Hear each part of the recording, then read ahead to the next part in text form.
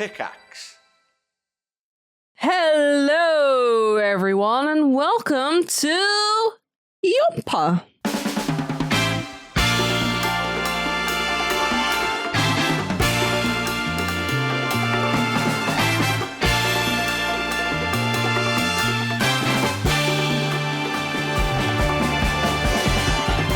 Or colloquially known as YOMP.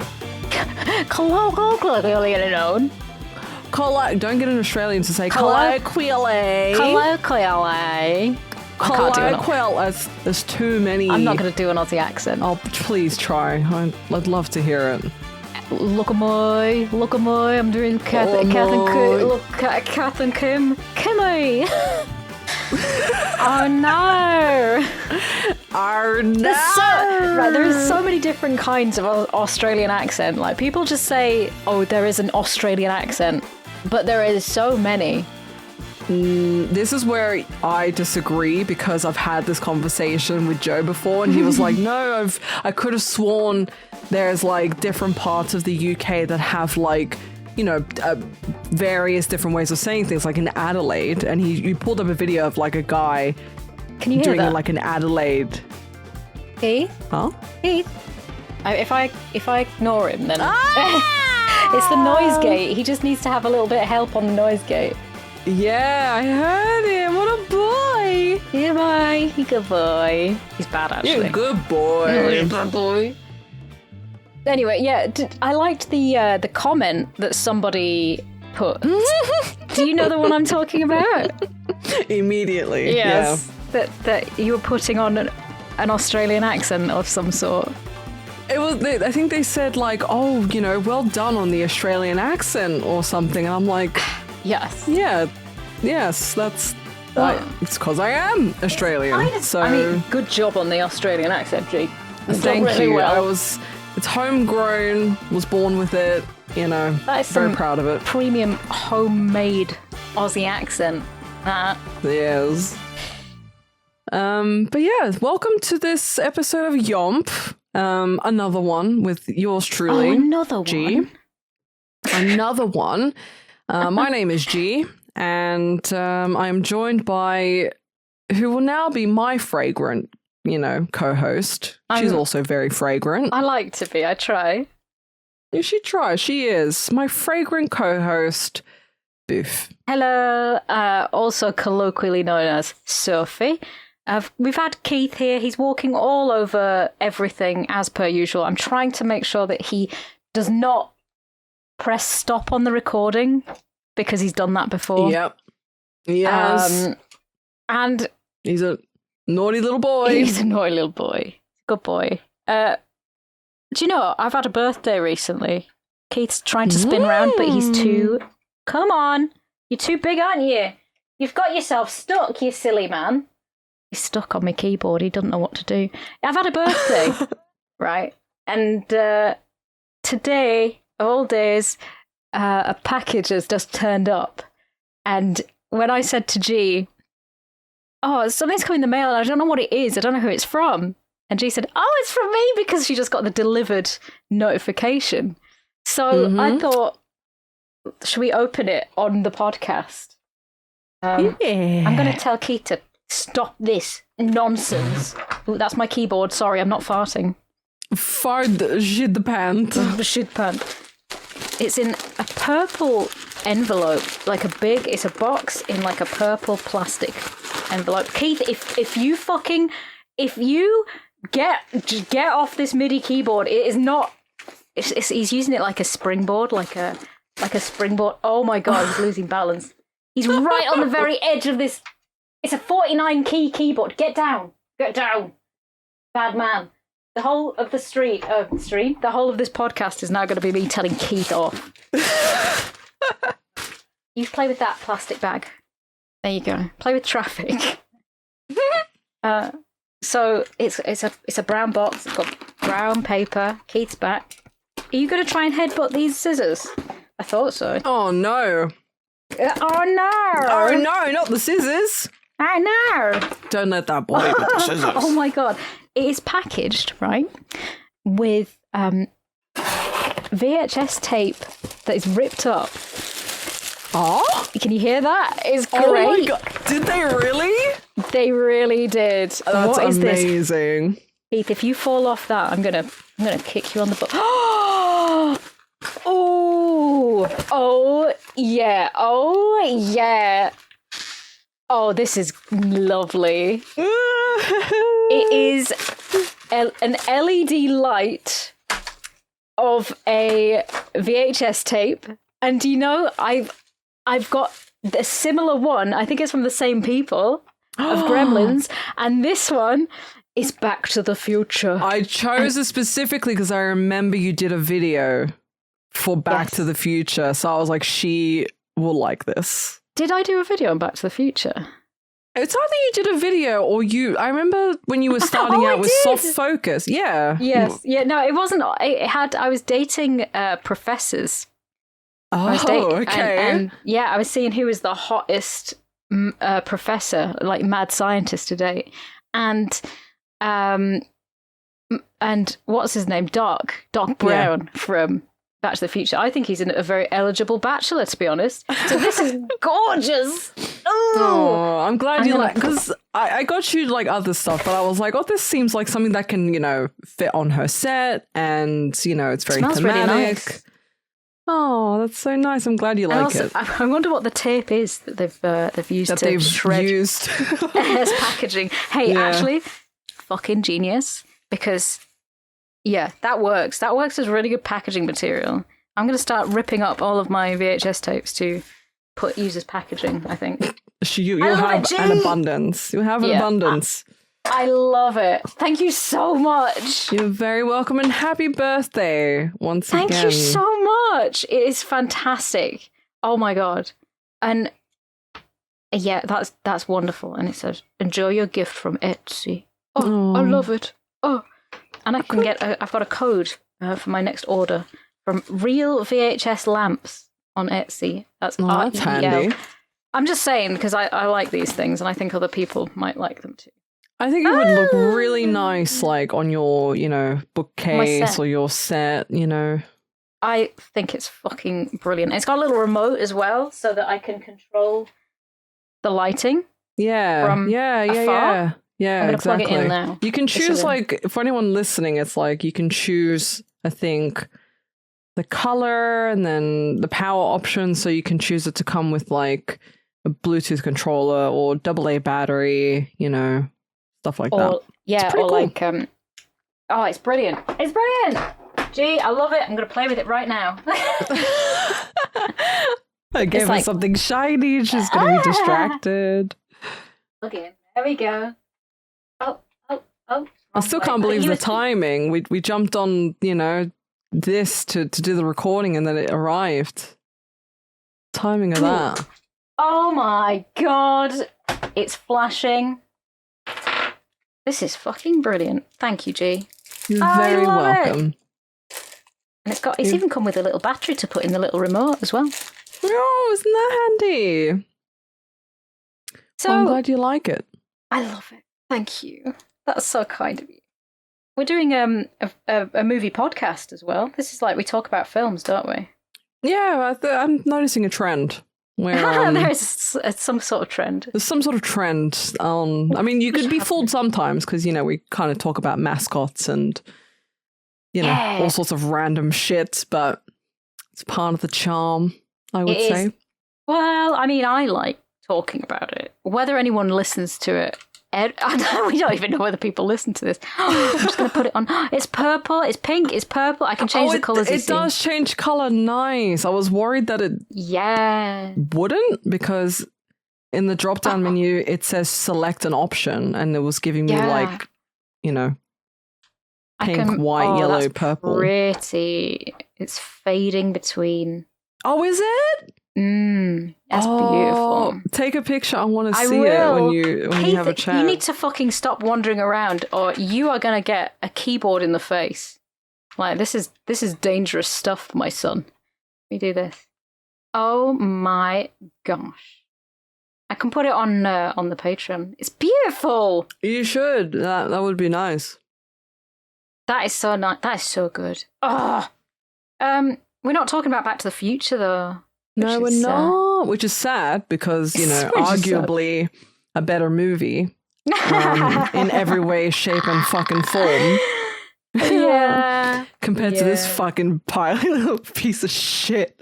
So we watched Drive, right? And you told me to watch the trailer. Yes, before I'm I glad watched the movie. That you did? Question mark? I did. Did you? I did. Okay. I did. I have never seen this film before, so it was a learning experience, and obviously it came out in 2011, and it just skipped over me because it never seemed like the sort of movie that I would watch at all, really. And I always got it confused with Baby Driver. You know, arguably very easy mistake to make, you know. I've never seen Baby Driver, but I know that people like it? Question mark? I mean, I'll Google it. Do people like Baby Driver? But people also like this fucking movie, so, you know. Yeah. Keith, I'm going to have to ask you to leave respectfully, son. Thank you. Escort this boy. Escort this man outside. Oh my gosh.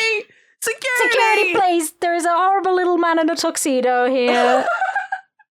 Do people enjoy Baby Driver? Do people enjoy AI generative overview says yes.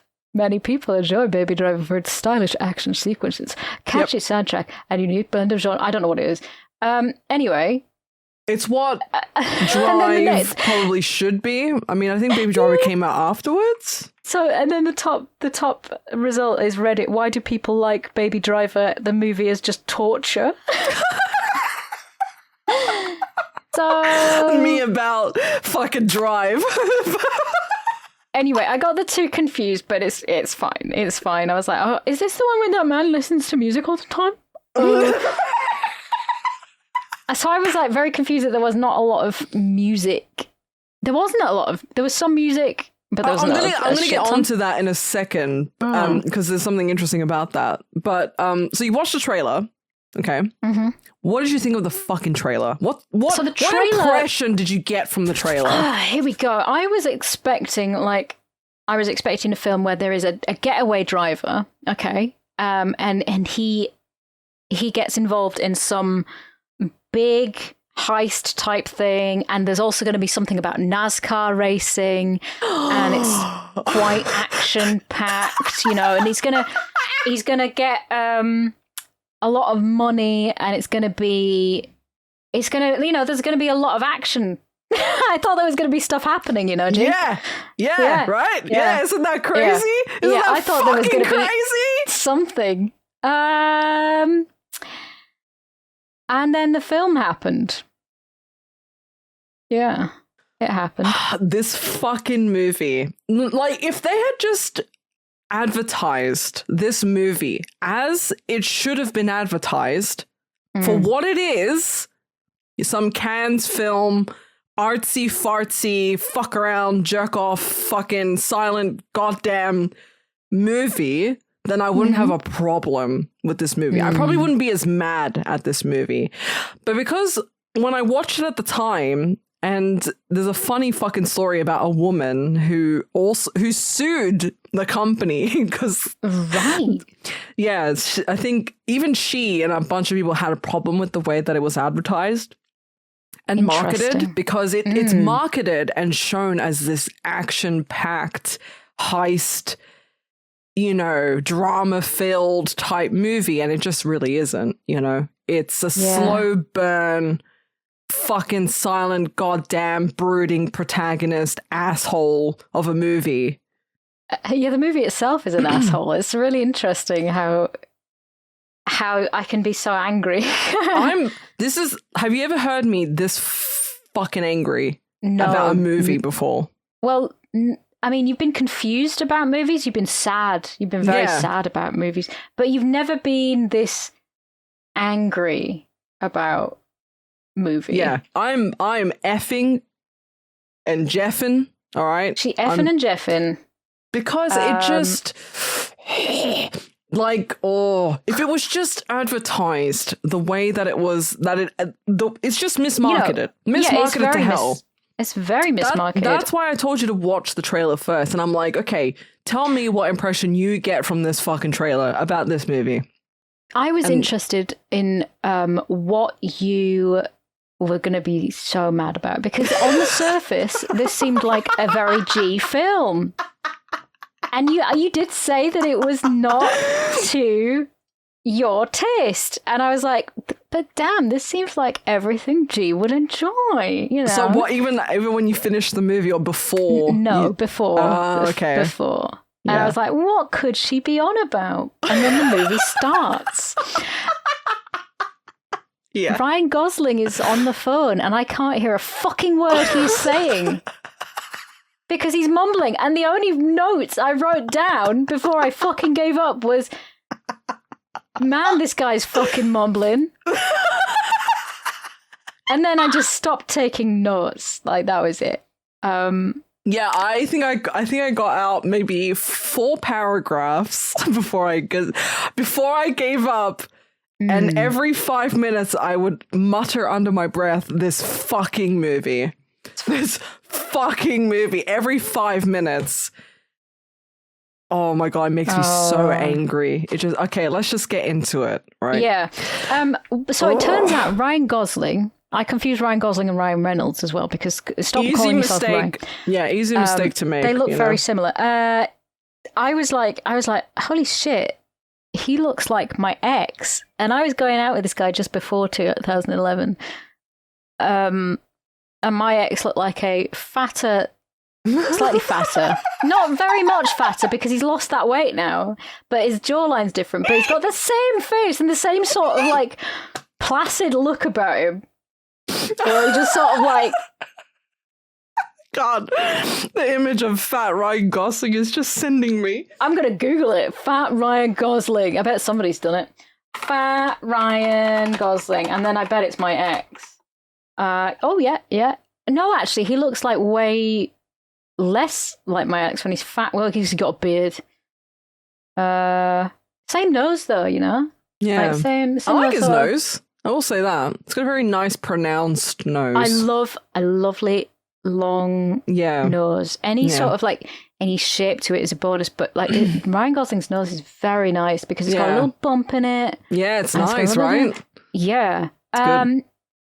He's a nice looking man, I think. I see what I see what it's about now, because I never did before. Yeah. But he there's the picture of him saying it's got a caption on it saying, "I was fat and unemployed." I do like Ryan Gosling as an actor and as a person. Anytime I've seen him, like a nice man.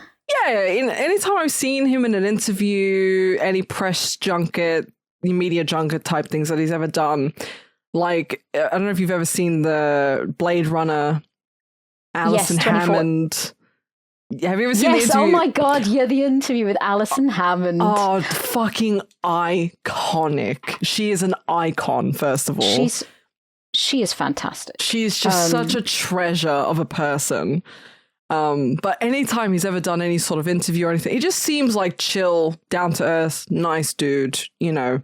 I just get nice vibes from him. So, but yeah, this is where all I don't know if you know this meme, but this is where all the "he's just like me for real" memes birthed from. Really? I did not know. You know, like how everyone's like, "he's just like me for real." Oh my God, what am I doing in this movie? Because because everyone finds this character or finds him just like relatable, right? It's like the whole American Psycho, you know, Giga Chad type fucking aesthetic or whatever. But this is where all the "he's just like me for real" vibes and memes came from. This movie. See. Okay. Yeah. So I did enjoy the. I'm going to send you a picture of my ex, and you can see if there is a similarity or whether it's my face blindness going on.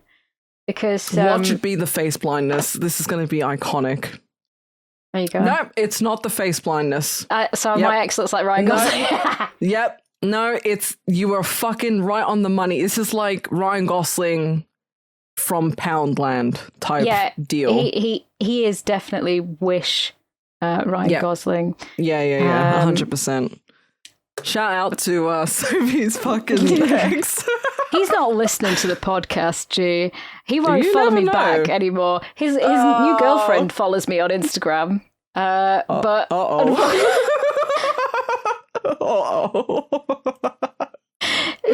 I think, how old was I? I was probably, so he would have been like 20, 23, 22 in that. I wonder what he looks like now. He's thinner now. So he looks more like Ryan Gosling now than he did. I don't know. I can't find a picture of him now because he's blocked me. I don't know whether he's actually blocked me. I don't know whether he's actually about this situation. I friend requested him. I never got any response. Oh my god. Oh my god. Yeah, I found a picture of him. But because you go around saying he looks like fat Ryan Gosling. So, hey, fat Ryan Gosling. He was just chubbier because he was young. Maybe, He wasn't actually. Oh my god, he's got loads of pictures of supercars as well. Does he like cars? Oh, maybe he's just like him for real, dude. For real. Anyway, here's his. So he had a kid. So this picture's like 10 years old now. But see what I mean? Now that he's lost the weight, he's. Oh yeah, okay. He's Ryan Gosling. Really has. Yeah, okay. I see where. Yeah, I see similarities there. Yeah, I see it. Cheers, Stu. So yeah, that I couldn't stop thinking about the fact that he looked like my ex. And you know, like, so there was that, and then I kept trying to place everybody else in this film because I was like, I recognize these people, but I don't know where. There are a lot of big fucking names in this movie, which also pisses me off because they're so under fucking utilized. It's crazy. It's insane. Got Carey Mulligan, Bryan Cranston, Albert Brooks, Oscar fucking Isaac, Ron Perlman, Christina Hendricks, you know? Yeah. Jesus Christ. So I only knew Bryan Cranston because and Ron Perlman. Because again, the face blindness means that everybody else sort of blurs together. Well, Ron Perlman is very distinct looking. Very distinctive looking man. What did you think of the cast overall? Good selection? I mean, good selection, but there's no dialogue in this movie. Nobody talks. Nobody talks. Nobody says anything of fucking value in this fucking movie, like, ever. And when they do, it's like, you know, he'll say something to her, you know, Irene or whatever, and then they'll just stare at each other for a good 5 to 10 seconds. It was very uncomfortable for me to see that happening because I was like, is this what happens? Like, is this... That's how I flirted with people when I was in my teens. I would stare at them. You'd say something and then just stare at them. And I was trying to use my mind control to be like, you like me back. Come on. It never worked. Never worked. But yeah, I think super underutilized. Some characters were okay, but nothing was ever really fleshed out. And maybe that's the whole point, that it's a fucking drive-by fucking movie. There's no substance. There's no substance to this movie. I think it's just meant to be a vibe. It's a vibe movie, right? Yeah. It's got the aesthetics, it's got the fucking vibe to it, and that's all there is. But I think he did try to make it deep, but Also, I discovered that there is another version of this movie and it's on Prime Video, which is why I thought to ask you which version you watch. So there's a BBC One Radio Presents version of this movie on Prime, which is very confusing because one of the things that people like about this movie is the selection of songs. Kavinsky. People like the fucking Night Call and that Human song or whatever. And in the opening sequence, you know, the I've given you a night call to tell you how I feel. Yeah. That's replaced with like Churches or something. Some weird Churches song. And I'm like, this is weird. I don't remember this. So That's not good. No, it's not. So they took the one thing that was like the thing that people liked about it, let's say, and then changed the fucking songs. Yeah. Yeah. Oh, God. That's So not... it was BBC Radio 1 presents Drive, okay? And it was... That's so bad. Are you confused? Yeah, right? Yeah. Like, why would you change it? I don't get it. I don't get it. I don't get it. And, like, and why would you do that? it's a radio host that you will recognize his name? Zane Lowe? Zane Lowe. I know Zane Lowe. He used to do MTV2 as well. Yeah. Don't fuck with that. What are you doing? So Zane Lowe has defended his new version of the music for Ryan Gosling's film Drive. And everyone's just really confused about it. And they were like, he's like, I love you, Churches, but this is one of the worst ideas you've ever had, you know.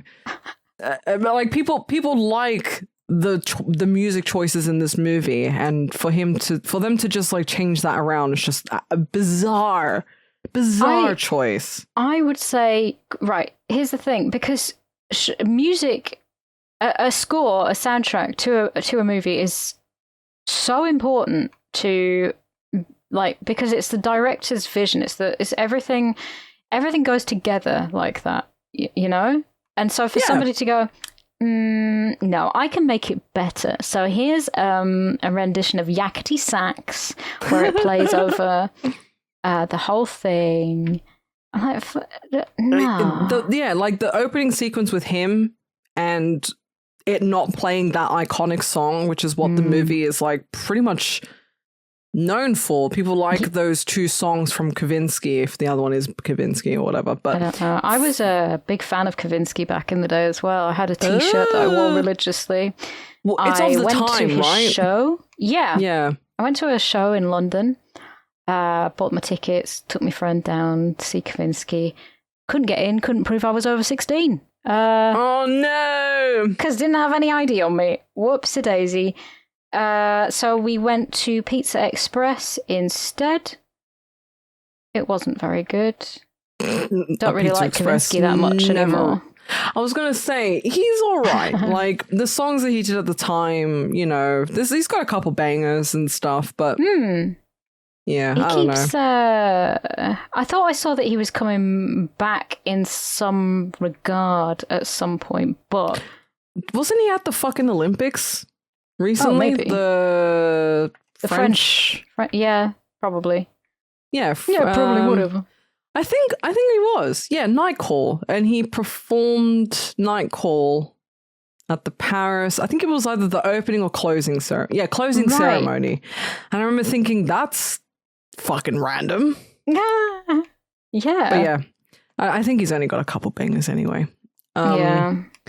But anyway, this film opens, you know, it's got fucking Ryan Gosling on the phone. I don't know what the hell he's saying. No, he's saying some fucking shit. Well, he gives the usual spiel of time and place. I'm giving you 5 minutes. Anything that happens in that 5 minutes, I'm yours. I don't carry a gun. I don't do any of the other shit. I drive. Yeah. Which is the whole fucking meme of this goddamn film, because he says I drive every 5 minutes, by the way. And it's like, okay. We get it. You drive. Very nice, sir. You don't do anything else but just fucking sit there and stare at a wall, and also you drive. Very nice. Fucking asshole. So first of all, I'm getting the impression this guy is high paced, like it's fast and furious, but it's not. It's literally he is also a stuntman in the movies. We don't get to see a lot of that. No, because why the fuck would you? Why would you? Exactly. Why would you? Yeah, why would you watch the NASCAR driving or the fucking stunt driving? You know, the shit that was in the trailer? Yeah. Well, why would you want to watch that, G? No. The way it was advertised, it was like some Gone in 60 Seconds, fucking Italian Job, you know, heist type goddamn movie. And it just isn't. It just bloody isn't, you know? It's the opposite of Again, that. if they advertised it correctly, I don't think I'd be as annoyed. But because they showed it to be one thing and it's a complete, you know, it's a vibe movie where it's like a Cannes Film Festival thing, right? You know, it's all about the music and it's all about this, the shots and the lighting. And I mean, I'm not really a fan of this director either. Right. I think he's a bit of a wanker in terms of his style. Right.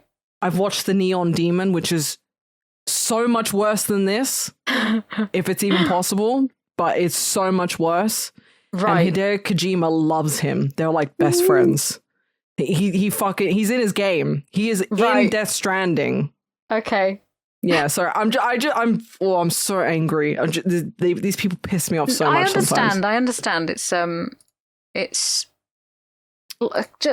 just not it's not to your taste of I don't know because I don't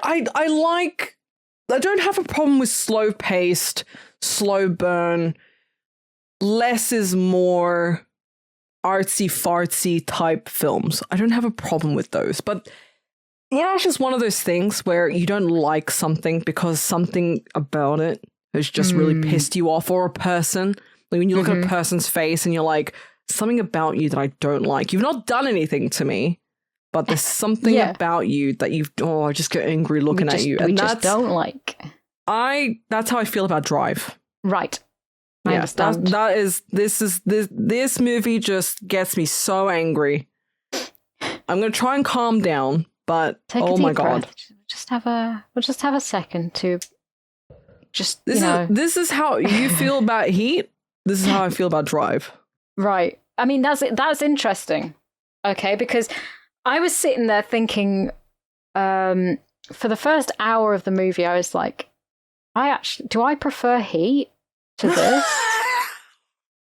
Like, I was sitting there thinking, hang on. And then it's got you questioning everything. It got me questioning everything. I know there are worse films than Heat out there that will piss me off much more than Heat. But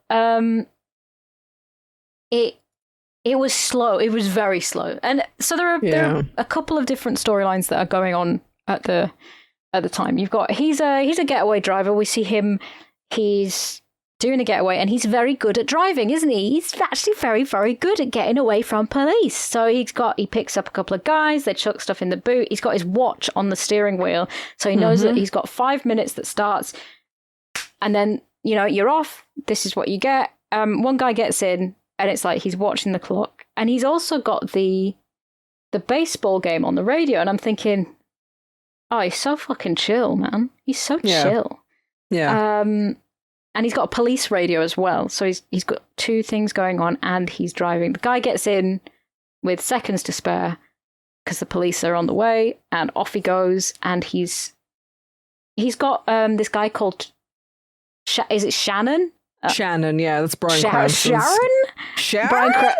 Bryan Cranston's character Sharon, who he helps him. He gets him the cars that he needs for each particular job. And in this case, it was a Chevy. What was it? It was a Chevy. Some Chevy, yeah. It was like some, it's the most popular car in California. So yeah, inconspicuous, nobody's going to notice type of car. Yeah. So this guy, he gets him everything he needs. And he seems like a nice fella, and he doesn't expect him to talk back to him, like when he's saying anything. I'm thinking, this guy's just fucking rude. Well, yeah, he's like talking. Shannon's talking, and then he's basically talking to himself. He's like, oh yeah, and then he like answers his own things, because one thing you'll find about, oh my God, I've just realized he doesn't even have a name. He's called they just call him the driver in the thing. Oh, I'm even angrier now. That is so wanky. That is so wanky. I was just looking at IMDb and I was like, actually, what is his name? You know, I'm usually pretty terrible at remembering the main characters' names, but what was his name? It just says driver. Yeah, it's just driver. And I mean, I'm okay, fine. You don't necessarily need it, but it is very wanky. It's based on a book, by the way. So yeah, I didn't know that. I saw it in the opening credits. I was like, what kind of book is this? Well, it's probably better as a book. I'll tell you that much. So he's driving. He's doing good, and this I will say that it was an impressive little thing that he did where because he's listening to the baseball game, the police are nearly on him, and he drives into an underground car park. He gets out of his car. He just walks. He puts on a baseball cap and he blends into the crowd. Yeah, and he's instantly like he's out. He's done. Out. He doesn't care what happens to the other two blokes that are in his car either. Like because he drives. That's it. That's his job done. I drive. Fucking meme. Every 5 minutes, I drive. Great. Good for you. And so we see that he works in a garage as well. He's got many jobs, but they're all to do with cars. Gee. Wow. Crazy. Isn't that crazy? Isn't it crazy? Isn't it mad that everything that he does in cars? Joe seems to think that he's autistic, by the way. Yes. I would agree. But I don't know if it's autism or if it's just like he's obviously been traumatized by various things in his life. And he's just a, silent, brooding, fucking I don't want to deal with people type personality. You know what I mean? Maybe. Which I feel like it is that, but because of our day and age now, it's very easy to go. Everybody's got autism. Yeah. Because I mean, it's not aged well, I don't think it's aged well. And he does come off as a little autistic, the way he just sort of sits and stares into the distance with his 1,000-yard stare. You know what I mean? He does certainly have that. And he's very passionate about cars. Yeah, he's got his hyperfixation, if you will. But yeah, because Ryan Gosling plays these, silent type brooding characters at times, and that's why everyone goes, he's just like me for real, whatever. Mm-hmm. But you could tell he wanted to crack so many jokes because he did crack a couple of jokes, and he cracked a couple of smiles. He did crap. He crapped, I tell you. He cracked a couple of smiles in his line delivery. So it felt like even he at some point was like, man, I really don't say anything in this movie, like at all. I don't have any like proper dialogue, in this film. So it's he probably really wanted to. He wanted to actually act, but never mind. So. I can't remember the exact order of these things exactly happening. It doesn't matter. It doesn't really matter. It doesn't matter. The first hour of the film is him. He has a neighbor, which is a lady, and she has a little boy, and he does not interfere. But he eventually, she breaks down. Her car breaks down. Yeah, he notices her. And, he notices, that she lives, down the hall from him. Yeah. Yeah. And then he, bumps into her at the supermarket. Yeah. With the kid. Yeah. And then it's kind of like, okay, her car breaks down and he helps her out, which is very nice of him. Great work. And obviously she takes an interest in his life, and her husband is in prison, and he just goes, oh, he's literally he doesn't give a fuck. He's pleasant enough. He doesn't push the envelope. He don't take anything too far. He's just yeah, he's just living life. Yeah, whatever. And so Benicio is the kid's name, and he's getting quite involved, just looking after him as well, which is it's nice. It's a nice relationship to have with your neighbour, innit? Yeah, I mean, he doesn't really get involved with her outside of, when he could see that she needed help because her car, was broken down or whatever. Yeah. So he didn't really want to get involved because I think that's the vibe of his character is he's a lone dude who just fucking goes on about his shit, does his little getaways, probably moves around the country a bit, but doesn't really have any grassroots anywhere. Because even when you look at his apartment, it's just very whatever, nothing really there, nothing really to him, Yeah, he doesn't have much personality outside of drive. No, but it would be nice, and it would have been nice to get a bit more context, Yes. Why is he so... And again, maybe fine, whatever. You can argue that not everything needs an explanation. Not everything needs to be spoon-fed and hammered home to hell. Fine. Okay, I get it. But we're okay with that. He's just a little too devoid, And you're not supposed to always sympathize with the main character and whatever, but I don't know, it was just too much. It was very film. hard to get involved with him in a way that it was it was hard to feel anything for him as a character. Yeah because I guess that's the way that they made it. The fact that he doesn't have a name is probably telling of that, right? Yeah. You don't need to know his name. You don't need to know his story. He is what he is. You take him at face value. Fair enough. But again, it's just that coupled with, dragged out scenes and long pauses in conversations and it's too much. It's just too much of it. This was the first hour of it. It was difficult. It was difficult to stay involved, engaged. Engaged. And I was like, okay, come on, something's gonna happen. Yeah, and there's just a lot of him behind the wheel, staring out windows, staring out walls, staring. He likes to stare. I drive. What do you do? Stare. I stare. I stare. And there's just so much of that. And I think in moderation, that's fine. Sure. But there's just too much of him just blankly looking at shit. It was quite difficult. Yeah. It was quite difficult. And I mean, I get it as well, but it was not what I expected.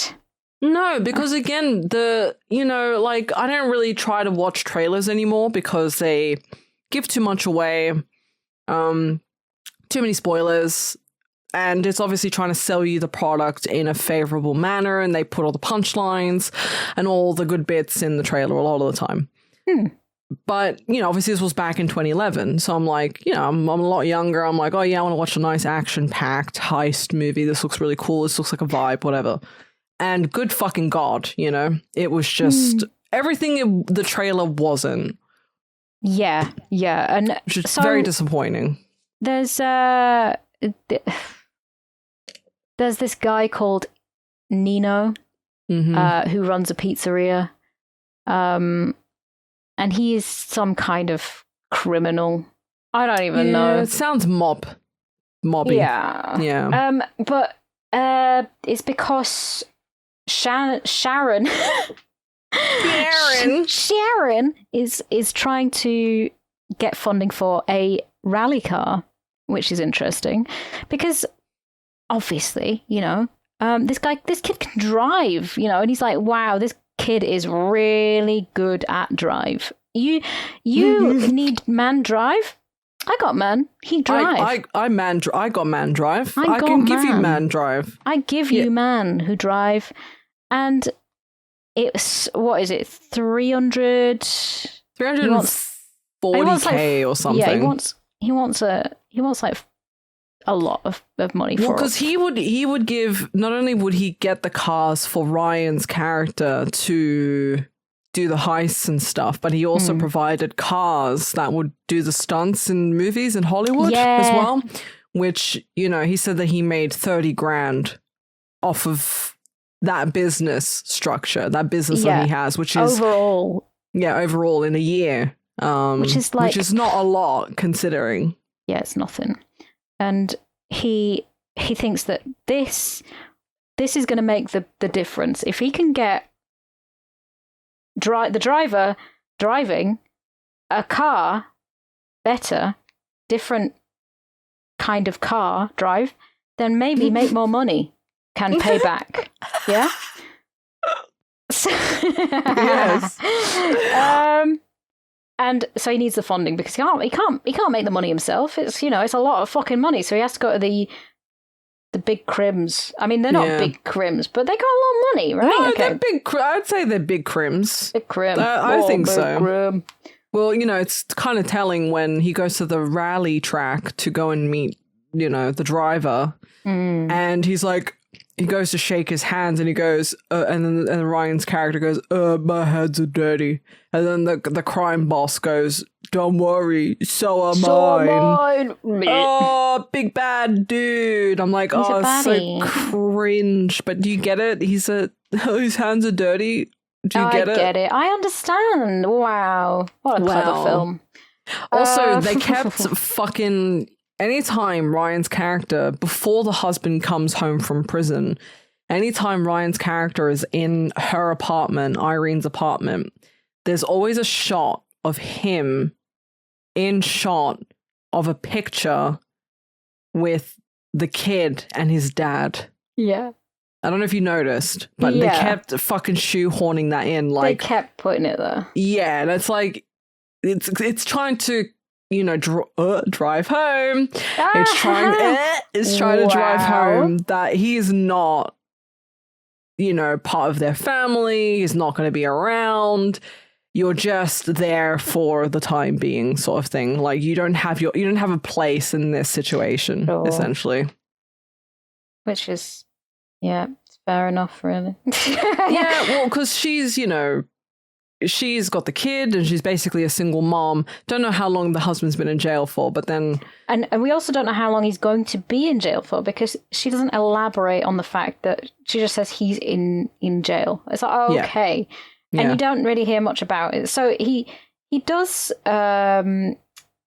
vaguely sort of say, like, oh, I'll drive you if you need a place, like, sort of thing. Like, if you need, he says like, I'm free this weekend if you need a lift. Yeah, basically. Well, he's trying to, like, he's, you know, warming up to her, and he has an affinity for the kid for some reason. He likes the kid, and he's trying to be there for the kid, and he gets along with him. For some reason. We just don't understand why he wants to be around a child. I don't know. I don't, this kid also has nothing going on. Oh, nothing behind those eyes. Nothing. Whatsoever. Like, again, just what the fuck is going on with any of these people, you know? Nothing about her. Nobody's saying anything. Nobody's saying things, which makes it incredibly difficult to figure anything the fuck out, innit? Yeah, give a shit or figure anything out. So... yeah, so, you know, he's around. He's basically like a surrogate fucking dad at this point. I don't know how long they hang around for before she drops my husband's coming out of jail in a week. I know. Like, I don't know, but he seems to do a lot for her in that time. Yeah, for example, he drive. Oh, with that's her. all you want. Yeah. And she hold his hand while he drive. Yeah, what more could you fucking ask for from a man? I like men who drive. Sure. I mean, that's all I want in a man. I try. That's all when I think of man and what kind of man I want, you drive. This is, I mean, is this a man film maybe? And that's why I don't get it? I'm not sure. Like, it could... It could be a I man like film. man film. I like man film. It's love kind of man like film. it's kind of like Ad Astra. You've probably Right. not seen it, but it's I have got not. it's got Brad Pitt in it. Right. And it's a space movie, and there's it's a slow burn, and it's a good movie, but it's not really for. I like space movies, but it's not my type of space movie. Do you like man movie? I like also man like movie. Space movie. I do, but it's a movie about male loneliness and his relationship or lack of relationship with his father. So of course I'm not going to get it, really. You know, it's not for me. But this film, can the same be said? I don't know. Can the same be said for this? I don't fucking know. It's just one of those films where I feel devoid of anything when I watch it. I don't feel anything for the setting, and maybe that's the point. Maybe you're not supposed to feel anything. Yeah, I mean, when I watch movie, it's a drive-by, is it though? Yeah, it's like The Substance. I fucking hate that movie. That's another movie on my shit list. When I watch movie, I don't watch movie to feel thing, you know? Oh, I mean, I do, you know? I do typically, and this... I don't know, maybe I have a problem with like super artsy-fartsy, it's a vibe, aesthetic type movies that don't have a lot of depth to them. I completely agree. Like, so I'm getting ramped up for this fucking rally thing that's going to go on. Yeah, because he's gotten the money and he's given. I'm not interested in his relationship with a child. And this woman. Anyway, her husband comes out of prison. Yeah, her husband comes out of prison, and it's like, oh fuck. So he's looking sad. He's I don't know what he's doing. He's fixing something while there's a party going on. An engine or some shit? Something like that. It's a tiny little thing, and he goes out, and she's on the floor, just sitting there. Yeah, because they're having like a welcome home party for her husband. Yeah, and her husband comes out, and you think he's going to start a fight because he's been hanging around his wife, and he's getting kind of aggressive. But the kid's there, so he's like, "All right, I'm going to be nice this once." And he says, "Thanks for helping. Thanks for helping out." She's your mum's new friend. Your mummy's new friend. Let mommy talk to a friend. And you're like, okay, piece of shit. What? Maybe don't get yourself locked up next time, all right? Don't act like you're morally superior because you haven't. He's a proud man, He's been in jail. Some other dude, strange man, has been around his wife and his child, and that really, your masculinity and your fatherhood or whatever you want to label it as takes a hit. Sure. There's no reasonable, way of thinking about it with men sometimes, right? It's like, oh, unga bunga, my wife, stay away from wife. Don't worry about G. She doesn't mean it. She loves men, really, honestly. No, I do. I do. I really do. But it's just, sometimes with men, it's very primal, right? It's of course. There's not a lot of like, men are coded and wired in a way that it's not good to have feelings. Yeah, they're raised to hide their true feelings. And maybe that's why this guy doesn't fucking say anything. Maybe. I also think he might be... Something's clearly happened to him, and he clearly moves around a lot. He doesn't stay in one place for a very long time, so... He says he's not new in LA, but he's new to this block of apartments. Right, okay. And so we see life just goes on. It just fucking carries on, really boring, And we see that his name is Standard Gabriel, which Standard is a fucking incredible name. Excuse me? The dad's name? Yeah, Standard Gabriel.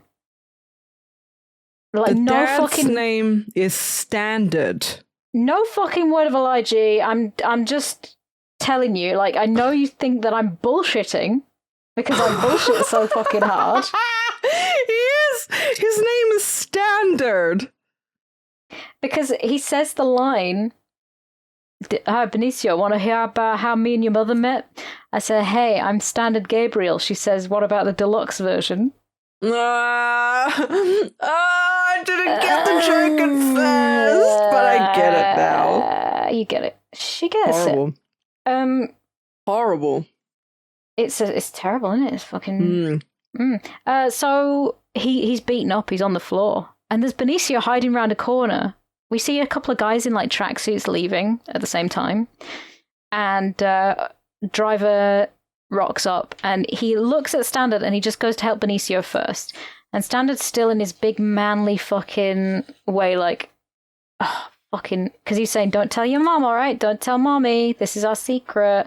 And he just wants to look after the kid.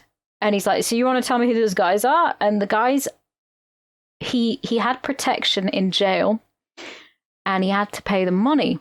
Couldn't pay the money, so then the interest keeps going up. So they say, we want you to do this job for us. We want you to rob a pawn shop in the valley, and then your debt will be cleared. But he didn't want to do it. And they said, well, if you don't do it, we're going to come after your kid and your wife. Obviously, this upsets Driver because he wants to look after this kid for some unknown... I guess, yeah, sure. I guess I wouldn't want them to kill a child. Okay? The way you worded that. I'm not a complete fucking monster, G. I hate this child, but I don't think he deserves to be shot in the face. No, it's the way you said this upset Driver. This upsets Driver. It's just so fucking bizarre. You know what I mean? It's like, because he doesn't have a name, right? This really make Driver sad. Driver upset, very sad. Driver sad. So, of course, he's thinking about it. And I'm thinking, right, at this stage of the film, G, do you know what my thought process was? I was thinking, we're going to get some action. Yeah. Oh. And I'm thinking he's going to say, bet on me in this race. Bet everything you have in this race that I'm going to do. Oh, okay. Okay, right? Yeah. And we're going to get some sort of mad, like, rally sort of race where the bad guys also have a race car and it's like wacky races. Yeah, okay. But with guns. Now that's interesting. Yeah. That would actually have been cool. It would have been a film there. We would have had I think we might have had a fucking film with that. I don't know. And but no. We have a lot of dinner parties instead. Yeah, he takes. Did you talk about how that those two dudes gave a bullet casing to the kid? Bullet. It wasn't even a bullet casing. They gave him an actual live bullet because it had the bullet and the little shell bit on the bottom. Oh, it did, didn't it? And he said they told me not to lose it. And he said, "You want me to keep that for you? Take it." And they just sit and they watch TV a lot. This kid and this man. This man. They do. I don't even know what to call him. Yeah, Driver. You know, like and then he goes and has and then they start having sit down dinners, right, with the family, with Standard, the kid, Irene, Driver's there. They're all having dinner. The dad's like, yeah, my new friend, and he's talking about, you know, Ryan's character. I'm like, what the fuck? Yeah, man. What the fuck? Because Driver has agreed to do, you know, this thing. Yeah. So he's going to drive. He's going to drive for this getaway. Yeah. He's going to be a getaway man for these dudes. So that he's like, we're going to do the job. This is how I play into this. Okay. And then his debt is clear. Yeah, he goes and meets up with the dude in the tracksuit. Is his name Cook? His name's Cook. Yes, it is. Cook. Yeah, and he says, all right, listen up. I do this, I drive, and Cook is not pleased. He's like, we've already got this bitch.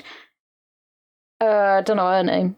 Oh, yeah, Blanch. Christina Hendricks from Mad Men. I love her. Again, underutilized as fuck. We got Blanch. We don't need any more shit, okay? It's fine. But he's like, here's your cut, and he writes "fuck you" on his hand. Yeah, this much for Blanche, this much for, then he goes, this much for you. Well, fuck you. Hey. Yeah, he turns his hand around and goes, this is for you, and he puts fuck you. Fuck you. Fuck you. Oh, And what a guy. It's like, what a guy. And it's like a fair enough. And he's up for it. He's up for it. And I forget if there's any fucking fluff and filler in this point. All right. No, there is. They have dinner again. Don't forget. They have dinner again after this meetup.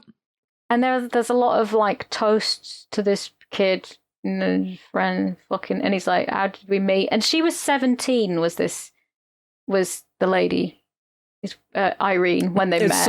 It's so funny because when he was telling the story, when Standard was saying how he was, met Irene, and he said, oh, I was, 21 at the time, and she was 18 or 9. Yeah, she was 19 and she said, no, I wasn't.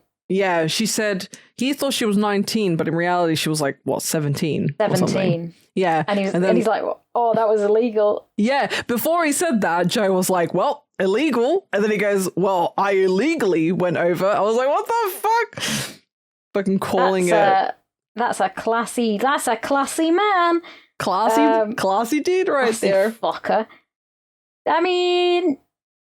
So, yeah, it tells the story. And Benicio's he does not give a fuck. Okay? It's a very blank child. Yeah, this child is not somebody that I would personally, try and get shot for. But Driver thinks that this kid is fucking brilliant because he's got no personality, just like him. He's like, oh, sweet, I've got this kid that I can just fucking sit in the dark with and watch telly. Like, great. Good for you. Yeah. So they do this heist. They do a little itty bitty heisty. Yeah, so they drive there. He's in the car. He's got his stupid fucking stopwatch, his watch or whatever. Oscar Isaac, Standard, walks out of the car. Blanch is already waiting there. She's leaning on the wall, waiting for shit to go down or waiting for something to go through. Another car pulls up. Yeah, and I'm yeah, very weird. It's a very nice car as well. And I think to myself, oh, okay, so Standard's gonna die. They set him up because it wasn't good enough. I know this already. Yeah. This is... Yeah, it's as soon as that car pulls up.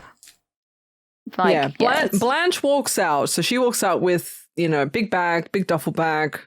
She's walking over in little heels. He opens the door. You can't fucking do anything in those shoes, man. No, very, very horrible choice.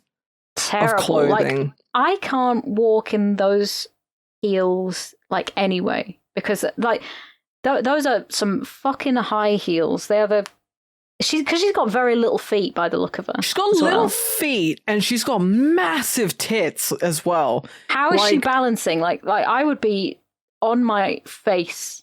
I'd be leaning forward constantly. If I was her. People don't appreciate how hard it is to balance when you've got tits. Oh, she's got fucking massive tits. She's got tits on. But you don't really see it too. You can see it, but because I've seen her in Mad Men, and in Mad Men they've got a lot of hourglass dresses that they wear. Oh my god, they're huge. Awooga. She got tits on. Yeah, she got fucking great pair of tits on her. But yeah, so she waddles over to the car, puts the fucking cash in, and they're both waiting because Standard's also in there too. It's when is he coming out? Yeah, we gotta wait for Standard, and they're just like, okay, come on, yep, yeah. And it's tick tick tick. Well, yeah, and he comes out. Yeah, he gets out. He seems pretty.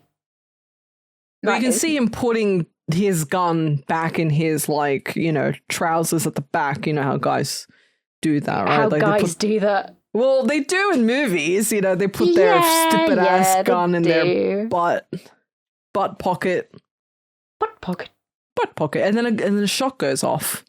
Yeah, and he's shot in the. He's shot. He just keeps getting shotted. Yeah. Shot in the fucking ear. a neck. I'm thinking, oh, that's going to be a nasty getaway. And then he gets shot. Yeah, and you see Driver's a little bit upset. He's got an emotion suddenly forming, which is nice. Yeah. An emotion is forming, and he's like, oh, fuck, what do I do? What do I fucking do? And he's like, as soon as he is proper down, proper dead, he's off. He has to go. Like, he drives, and he's being followed by this big car. It's like a Bentley.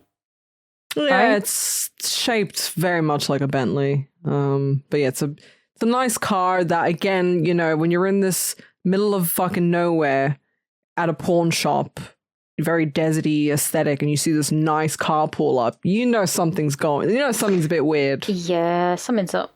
And it was. So you get a nice little car chase, and you're kind of thinking like, oh, so Blanch was in on this too, I guess. I don't. Mm. Well, she was sort of like, oh, you know, like screaming in the back. Being a bit... Well, I mean, I get fucking giddy when I go around corners in a car. I have a terrible, like, my little gyroscope, right, in my tummy, it gets all giddy and starts going, wee, when people go around a corner too fast in the car. So I would be freaking out. And there was a shot where she was in the back, and it was when he did like a handbrake turn around a corner, and the Bentley spun out, whatever it was, and it flipped, and it was slow motion, and I just went, because it was such a stupid fucking shot. There was a lot of slow motion in this, by the way. That was unnecessary. In this chase scene, or no, in the just movie? In general, in the movie, there was a lot of slow motion. Well, you see, the whole movie felt fucking slow motion for me personally. It really did. I didn't notice when they put in slow motion scenes because it just felt like one big fucking slow motion movie because nothing ever happens in this fucking movie. It certainly was a tricky... It was a movie. It was a movie. So, I mean, that... They get back to a motel and oh no, wait, does he take her back to his... No, so they go to a hotel. He's, you know, looking out the window. She's sitting on the bed. I guess they're like, well, I mean, what would you do in that situation? Like you're being chased, or you've been in this situation where you need to like hide out, right? Yeah. Yeah. You're just kind of sitting there, and he puts his gloves on, and I'm getting excited now. Okay. Because I'm like, oh, we've got some fucking character, guys. Hello. This man is not what we thought. Because he pins her to the bed, and in the funniest way possible, not before he fucking bitch slaps her. Oh yeah, he does bitch slap her. But then he pins her to the bed, he puts his hand over her mouth, and he points at her like he would be holding a gun. He's telling off a naughty little child, and he says, yeah. What the fuck is going on? Like, did you know this? She's like, I didn't know, I swear. And then basically, like, he gets her to tell him who Cook is. Who the fuck is that guy, right? What the fuck? And she was like, I don't know his real name. And he punches her a little bit as well, I think. Does he? No. Oh, maybe I was just making that up because I wanted to punch her. Yeah, no. He bitch slapped her at first because I think he figured out, he clocked on that, you know, it was like an inside job and she knew, and he's like, you almost got us killed, so you need to, the next words out of your mouth better be the truth. He's like, you got a little boy's dad killed, sort of thing. So he's like, what do you know, right? And then she does say a little bit. Yeah, she gets up. But... Not much. She gets up, she goes into the bathroom, you know, for some fucking reason.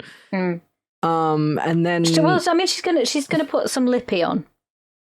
No, well, she's like wiping her eyes from crying, I think, because there's like again, you're right, another slow-mo shot of... Holy fuck, just watching her. Oh, wow, okay. Yeah, so she's like wiping her eyes, and in that same fell swoop of her wiping her tears, there's a guy standing out the window with a shotgun, and he blows... Here's another slow motion bit. Yeah. Very gruesome. Very brutal, by the way. Bit overkill. You know? Fucking shotgunning her in the head. Because holy shit, that goes everywhere. my eyes lit up. Because you finally saw some action. There was some action, and a woman's head just burst. And the guy comes. There's another.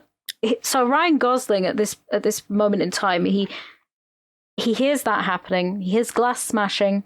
He picks up the mattress in very slow motion and hides behind it because, of course, a mattress is going to stop a bullet. I think I watched it on Mythbusters. And there's another guy trying to get in, so he pushes it against the door. He goes into the bathroom. He beats the shit out of the man with the shotgun. Gets that. He's covered in blood now anyway because he's killed a man and he kills this other guy and he's got the money. Oh, yeah, she said that they were going to get 40 grand from this job, by the way. Okay. Right. And he takes this money after that. And it turns out, I think he's got $1 million. Bloody hell, I didn't know it was that much. Yeah, because he says when he phones up... Well, I mean, we'll get to that point. You know, if we're going through this. But he goes to find Cook. Right?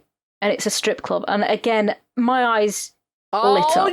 I was going to say, your favourite. My Hookers and favourite strippers. Titties. There's titties. There's fucking... And they're nice titties. You know? These are good titties to look at. Stripper titties are always going to be stripper tittying. Yeah, they are at their best. They're doing great. And... and really hard to convince me sometimes that you're straight, by the way. The way that you talk about... I just think the female form is beautiful. It is. I agree. I wouldn't kiss a lady or anything. Well, I would in an affectionate, I love you very much as my friend, but I probably wouldn't go down on a lady. I say probably, like there's some way to change my mind. Yeah, you're still questioning it. The female form is beautiful. It is soft and curvaceous and lovely, and it's artistic in a way that men's bodies aren't. But I mean, they are, but not in the same type of way. I'm not attracted to female bodies in the same way that I am to men. Like, men can look like fucking garbage, and I'll still like them. Oh. So we got you know he's found Cook at the strip club, and Cook's like, I don't know who's running this business, you know. Yeah, he's gone in there with a fucking hammer, and you know, it's great. Yeah, it's good because you find like the moments you do get some action in this film, it's actually quite good, and you're like, yes, finally we're getting some food. Finally, none of this fucking finger food bullshit. Please, sir, may I have some more? A crumb, please.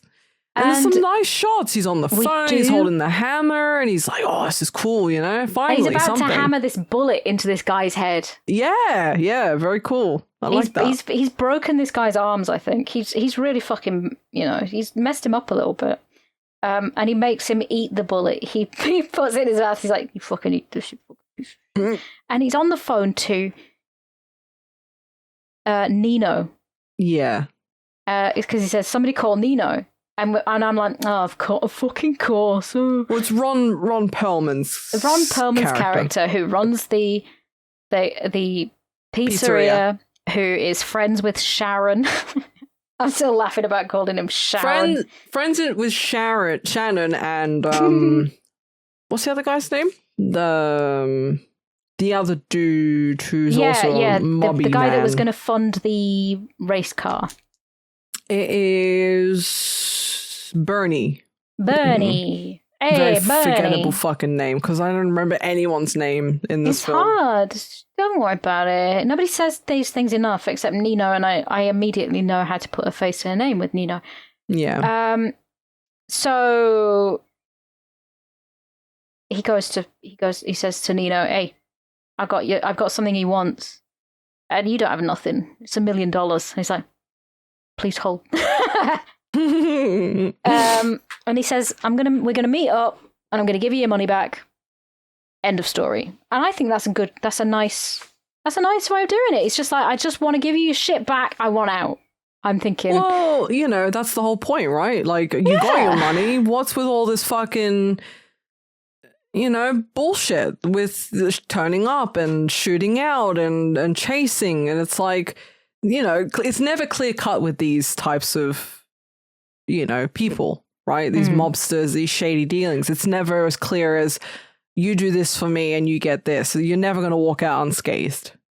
Right? Yeah, it's you don't get involved with them. And he's like, yeah, we need to get rid of the driver. He's saying he needs to get rid of the driver because he's the only one that can tie us to this robbery. Yeah. Which is it's troubles. It's not good. Well, before we go off the phone, is this the part where he says, like, I'll go and, check him out to the guy in the restaurant? Yeah.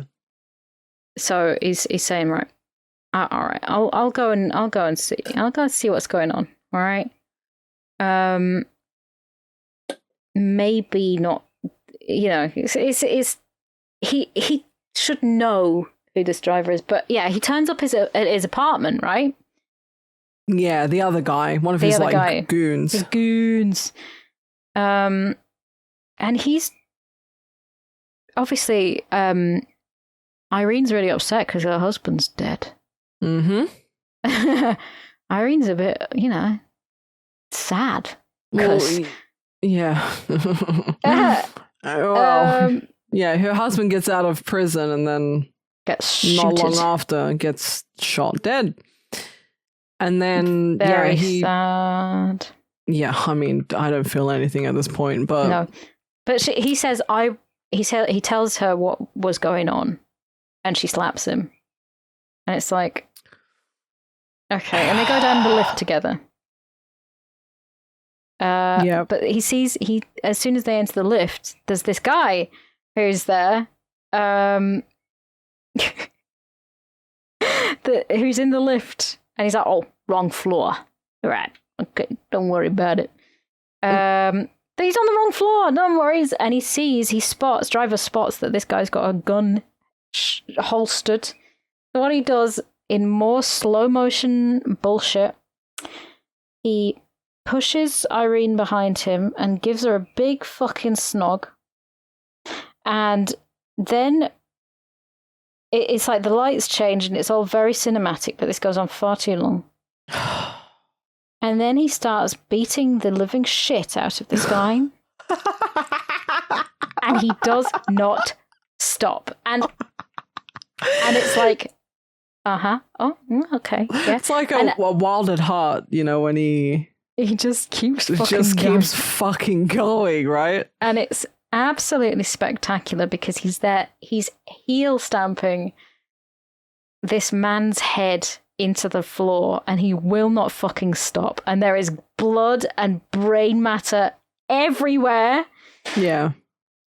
And it's fantastic. It's all over the fucking shop, and Irene's looking on in horror like, oh my God. He's like, he looks shocked as well, because he's like, man, I've just lost my shit in front of this lady who I love, I guess. And he's... Yeah, because it's very easy to fall in love when you just stare into somebody's face for a bit. Again, yeah, it's just like one of the... I don't get it. I don't get this relationship. But yeah, she stumbles out of the lift in the car park. He looks shocked at what he's done, but also not really, because he's clearly capable and has probably done stuff like this in the past. I don't know. That's the vibe I get. Yeah, and I mean, that's why he's so fucking quiet, isn't it? He's got all these things. But he was basically saying, look, before this, he was saying, I tried to give the money back, but I've still got it. If you want it, if you and Benicio want it, take it, start a new life. I could come with you if you wanted, a hint, yeah, please. And please let me come with you. I drive, please. It's my only quality. I drive. And yeah, so she basically said, "Nah, fuck off." So no, she didn't say fuck off, did she? She I mean, she slapped him. They have a big Well, fucking... right. Surely a slap means fuck off. Do you think? Well, but there was no there's no conversation. Again, this movie's problem. There's no conversation to be had. It was just, obviously shit hit the fan because there was a guy there sent to kill them, right? So fair enough, whatever.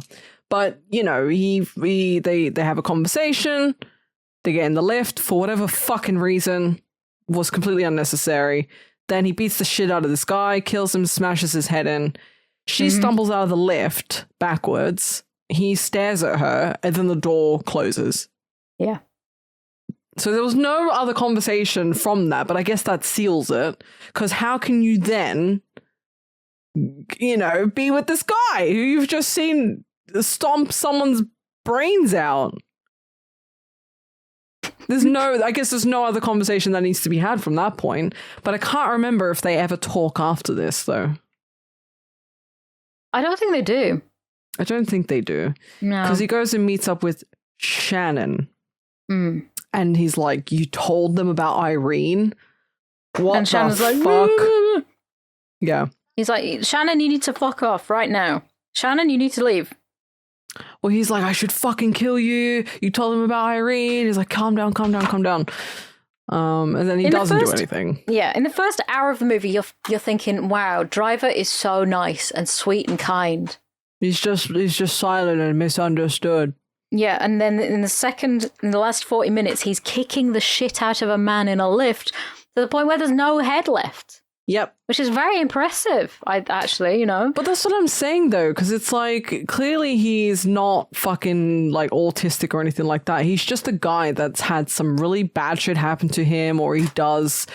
one of the taglines of the movie is something really fucking cringe that I can't remember. It's like something about heroes. I would watch that film. Drive something really fucking cringe. Hell yeah. The tagline is called... It says, some heroes are real. Oh my God. Okay. And then I'm looking at the fucking tags. Yeah. The tags on IMDb. Oh my God. It says Nior, nameless character, mythical hero, kissing in an elevator, silent protagonist. It's neo-noir. There's 317 more tags, okay? So neo-noir though. It's like noir movie. Yeah, sorry. I said whatever. Neo. I said Neo without finishing the sentence, but I'm just so worked up at this movie. It just everything about it. The other tagline is get in, get out, get away. Ambiguous ending, psychopath, beaten to death. Brutality. There are no clean getaways is another one. These are taglines. Pick a fucking tagline on a poster and stick with it. I think I'll stick with. I mean, they should have just gone with I drive. Really. Vroom vroom. Me drive car.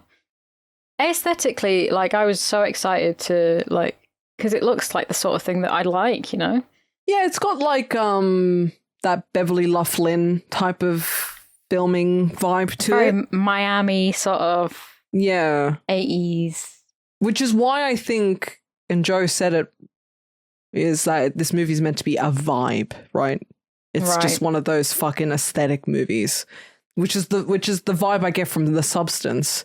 It feels like it's for the fucking TikTok generation, right? It doesn't feel like there's anything really there to it. There's not much to it. It's just a goddamn vibe movie, and I can't stand those movies at all. Yeah. So he's kicked the shit out of this woman's face, and he's told Sharon to get out. Just leave town, man, because they're going to come after you to find me. Yeah, these people are capable of, a lot. So basically, Shannon has he had his pelvis broken by these guys. I don't know whether it was these guys or... Pretty sure it was, because he said, I think Nino said, how's the leg? And he goes, I paid my debt or something. Yeah. Yeah, so they were telling him, get out of town. Well, he was telling him, get out of town. They're going to kill you. There's no way they're not. town. Get out of town. So, yeah, I mean, what, he's like, okay, right.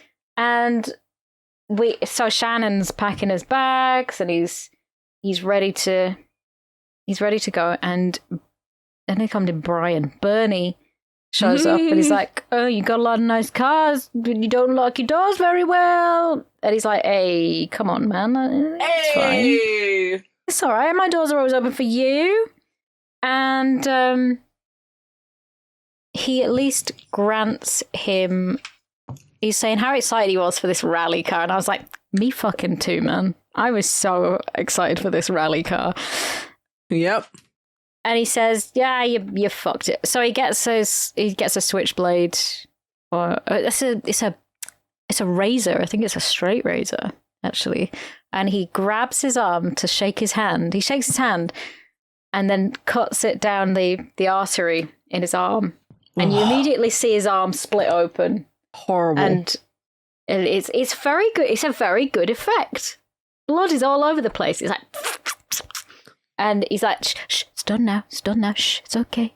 Don't worry. Go to sleep. So he granted him a merciful death, which is something because they knew each other. I guess he didn't, kick the shit out of him. So that's nice of him. And Still then the driver, horrible, though. Yeah. But if I was going to die, I think I'd probably die like that. Some guy just saying, whoops, you're going to die now. Oh, never mind. And driver shows up at Sharon's later and he's like, shit, he dead. Man dead. Man dead. Man drive? Oh, man dead. Bryan Cranston is very good at acting dead. Because, right, do you do this thing where when you die, and when you watch films and there is a dead person in the film, yes, do you look at how dead they are? Yes. Yeah. I look for breathing, I look for pulse, I look for eye flicker. Yep. I do the exact same thing. I'm like, how good are you at playing dead? And he's pretty good at playing dead. He's very good at playing dead. No breathing, because I was holding my breath at the same time to see if I could do it. Nice. He dead, and he pushed him out of the way. Ryan very upset though. Sorry, Driver very upset about this. Driver very sad. Opens the boot. I don't know what's in the boot. Is that where he was keeping the money?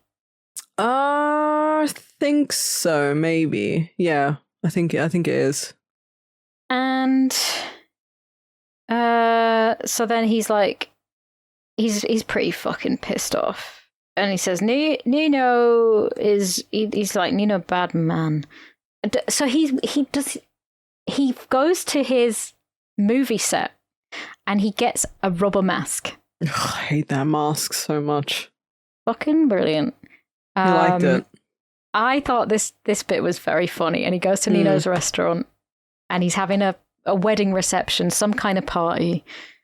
At his restaurant, and he's having a whale of a time, and there's women around him looking really fucking pissed off. Yeah, they're all like, Jesus Christ, this guy, can you fucking believe it? And he looks in through the window in slow motion yet again. It's very slow.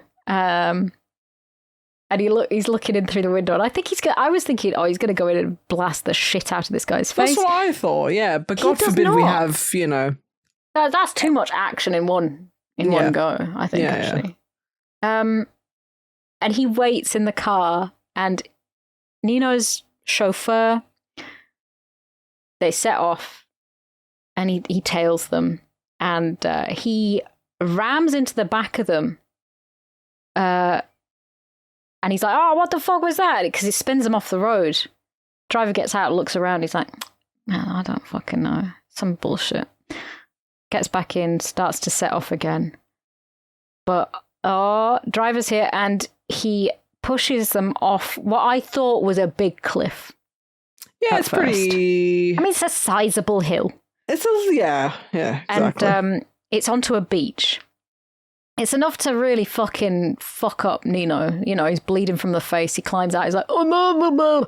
And he looks and he just sees the silhouette of bald man, because...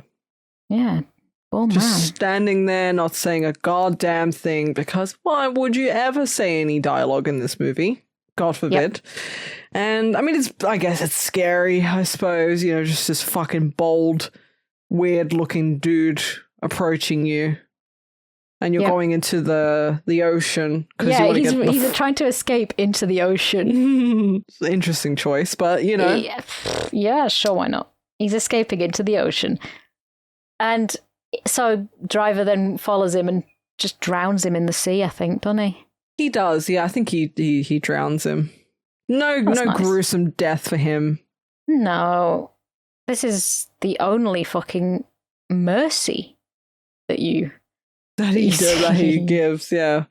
And yeah, so basically he goes, he talks to Bernie, I think, doesn't he? Somehow.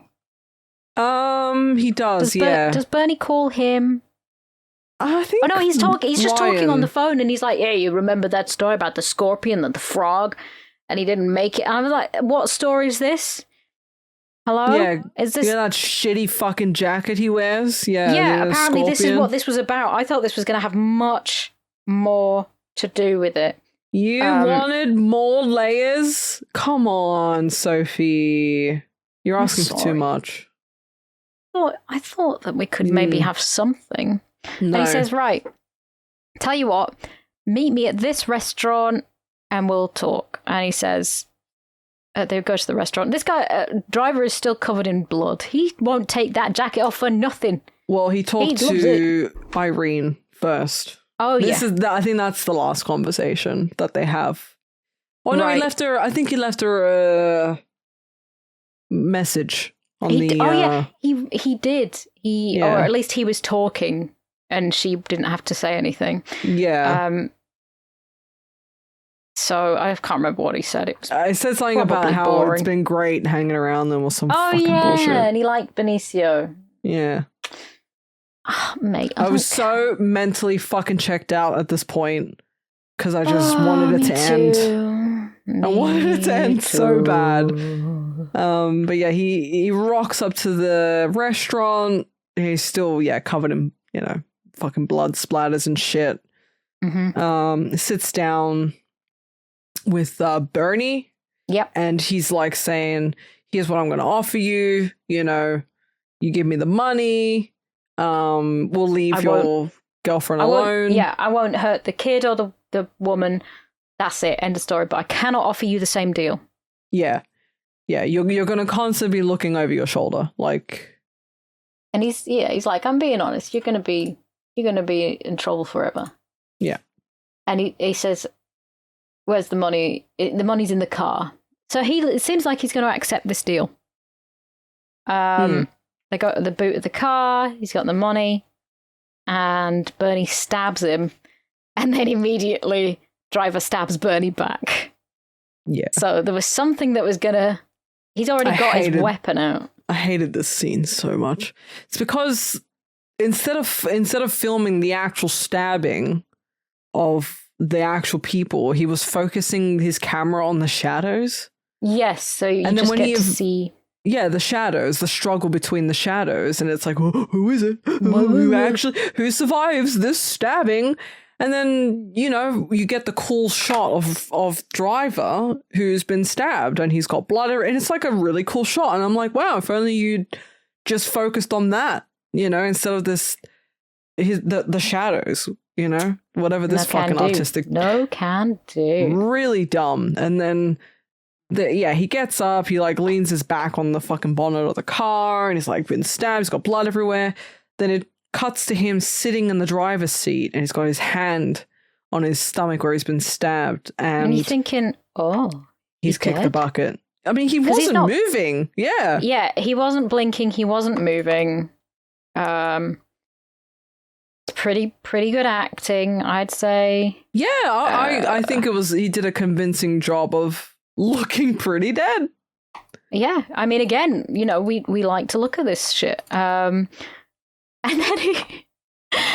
Oh, gee. What? He just drives off. Yeah, because I drive.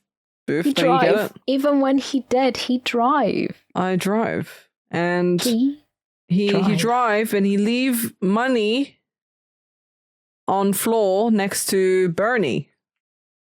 Even though I could have given it to fucking, you know, Irene. the woman. Like, okay, if you don't want to take it. Yeah. If you didn't want to take it, fair enough. Okay? Fair enough. Whatever. You're not a materialistic kind of guy. But, you know, give the woman a helping hand. I mean yeah. So he's driving off, he leaves the money there, cuts to her walking up to his apartment door, knocking on his door, no answer. She walks away. He's gone, man. He drive. He drive, he gone. He gone. He's clearly leaving the state or something, right? He's skipping town or whatever. And then the fucking credits roll. That's Drive. What a piece of shit film. What a fucking piece of shit film. Oh god. I don't know why people like this film. Because if you look at the reviews, they're pretty fucking glowing. Yeah. Like the rating on Rotten Tomatoes. Hold on, Drive 2011 IMDb. So IMDb, it has, I want to say, it's got a 7.8, which is pretty fucking good, with 732,000 reviews. Okay, that's a lot. And then Rotten Tomatoes, it's got 93%. What? Tomato meter, which is the critics, I think, right? Yeah. And then 79% from the audience. That's absolute dog shit. Am I missing something? Like, am I crazy? Am I missing something here? I don't get it. I don't get why. Am I just a fucking hater? You know, for this specifically, am I just so hell bent on? No, because right, here's the thing: people are like, "Oh, it's a really good action movie," and it's like nothing. There's no action for the first hour of a film that is only an hour and 40 minutes long. And I get it, but there was nothing in that hour. Okay, there wasn't build of a story. There wasn't even any character development. There was nothing. You might as well have shown Ryan Gosling going to a petrol station, filling his car up, buying a Ginster's pasty. Yeah. You know, sitting in his car, eating the pasty. Like, yeah, problem number one was the way it was marketed, which was just really fucking just so terrible and misleading, because you set expectations that it's going to be one way and it's the complete opposite. So you fooled me once, right? Yeah. And then you watch the movie and it's like, oh, it's just fucking neo-noir, silent, fucking brooding character, main protagonist, and oh, it's whatever. It's just so... It feels obnoxious, and... You know, I'm not one to stifle artistic style. If you want to do a movie in a certain way, I've never been this negative about any other film. Yeah, you're right. You have always given the benefit of the doubt, even when you fucking hate films. Well, there's a lot of films where I'm like, it's like a 3 or a 4, but like I never felt this strongly. You never felt an anger quite like this towards a film. I think it's because I've seen Neon Demon as well, and it solidifies my disdain for his type of movie making, I guess. It's just not my kind of thing. And I want to like it, and I want it to be a vibe, and I want it to be good. And he never gets there for me. I don't know. But I feel like I'm an outlier here, and I feel like, clearly a lot of people like this film. It's got very good reviews, and what am I missing? I would love to hear what our listeners actually think of it. Whether this is their sort of film, and like what they would rate it. And I'd like to read some I'd like to read some of their comments out of what they thought of Drive, because I'm evidently missing something too. But I'm always expecting to miss something, if you know what I mean. Well, because these aren't your type of films, right? I get it. I expect to be the contrarian in all of this. I expect to be the fucking hipster saying, well, actually, it was fucking dog shit. Because, you know... Yeah. I don't like the same movies as a lot of the mainstream movies. They just do not give me the same enjoyment that, like, B movies do, for example. But I do not get this. I liked the practical effects, of course.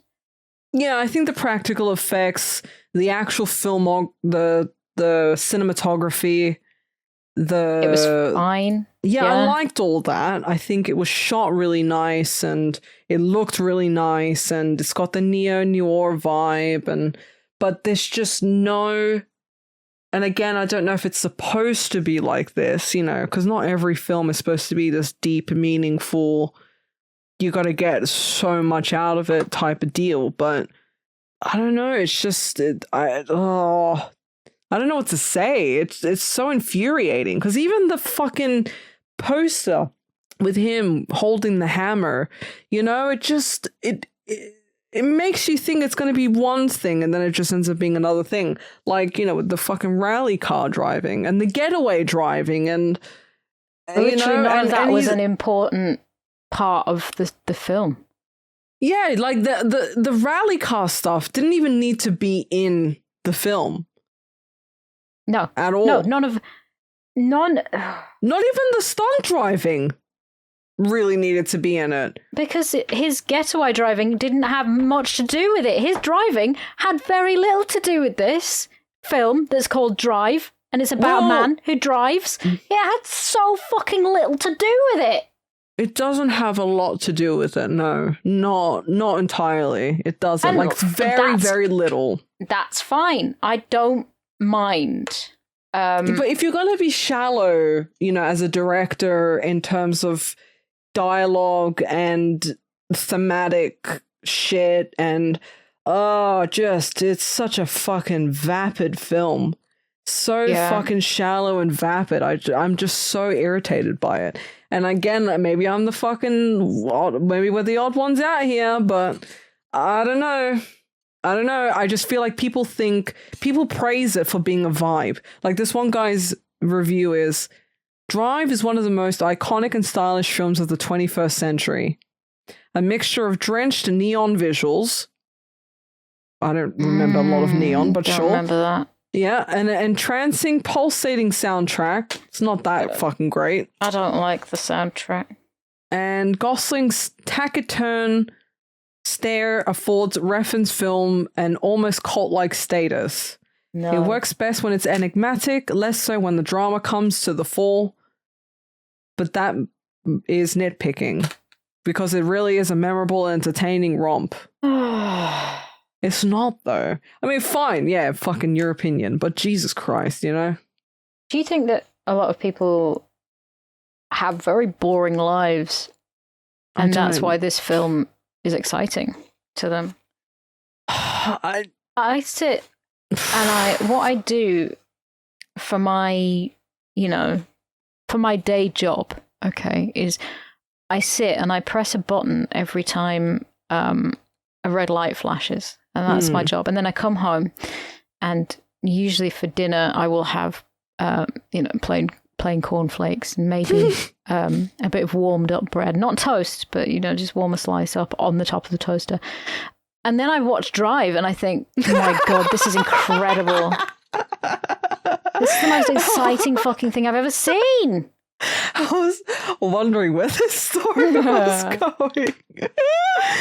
I just, I don't know. I feel like there's some things to be liked about it. Like, I like the way it looks, the feeling of it, but it's not that deep, and it tries to I don't even like the look of it. I don't like the feel of it because it's just nothingness. It's basically watching a man walking around. The cinematography, it's fine, but it doesn't it's fine really... at points, It's nothing... It doesn't really excite me. There was loads of dead ends. There was loads of, like, false leads. It was like, here's this jacket that everybody will be wearing for a while, all right? And you're going to think it has some kind of meaning, but it doesn't. Here's a rally car. You're going to think it has some kind of meaning. It doesn't. You know, stunt driving. You think it's going to have some kind of big meaning in the plot. It doesn't. Like, it's just... I feel like there could have been so much more, and it just wasn't. Ryan Gosling, you think he's going to have some lines. He doesn't. So there's some interesting trivia about this that you... Let's get to that, and then we'll do ratings. So apparently... They hit Ryan Gosling and Nicholas Winding Refn removed much of the driver's dialogue. Bryan Cranston just took it out. Yep.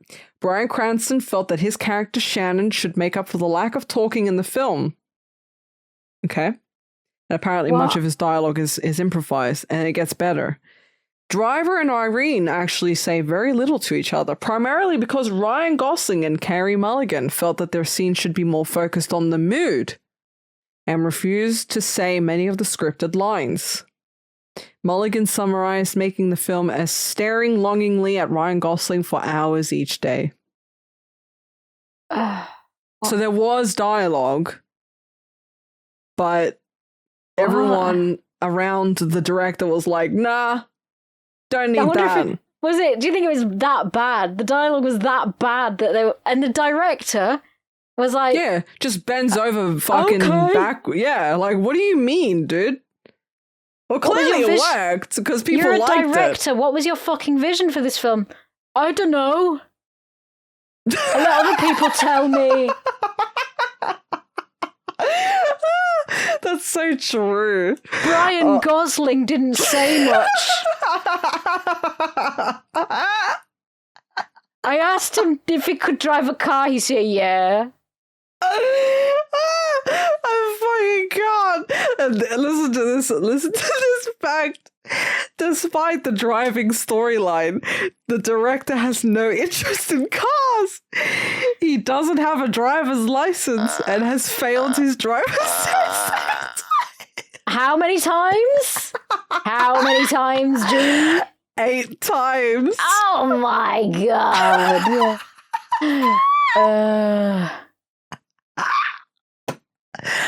Oh, you'll like this one. You're gonna fucking love this one. Hugh Jackman was originally cast as the driver. Of course he fucking was. In 2008. Apparently you would have loved it. You would have loved it. If it had Hugh Jackman in it, she would have been like, I'll forgive everything that's happened here. Greatest film ever. Well, apparently this guy named Neil Marshall was supposed to direct it. Jackman and Marshall dropped out in 2010, and then Jackman's studio closed later that year. Ryan Gosling was casted instead, and for the first time in his career, he picked Nicholas. He picked the director. Nicholas was his only choice as well. Literally, yeah. Oh my god. Ryan, what the fuck is wrong with you?